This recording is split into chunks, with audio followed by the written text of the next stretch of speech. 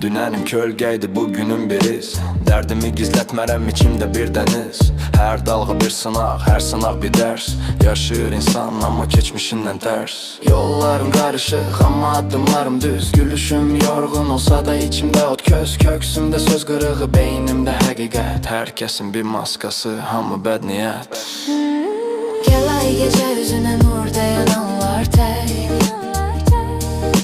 Biraz sevinç, biraz keder, sever ürək. Taleyine karşı durma, akar zaman. Yüreğine güven, seninledir her bir an. Gel ay gece yüzüne nur dayan anlar tek. Biraz sevinç, biraz keder, sever yürek. Taleyine karşı durma, akar zaman. Yüreğine güven, seninledir her bir an.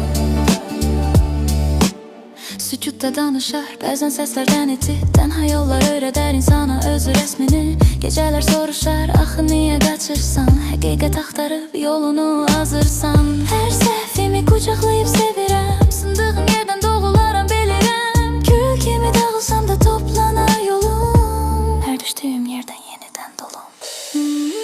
Gel ay gece yüzüne nur dayan anlar tek. Biraz sevinç, biraz keder, sever yürek. Taleyine karşı durma, akar zaman. Yüreğine güven, seninledir her bir an. Gel ay gece yüzüne nur dayan anlar tek. Biraz sevinç, biraz keder, sever yürek. Taleyine karşı durma, akar zaman.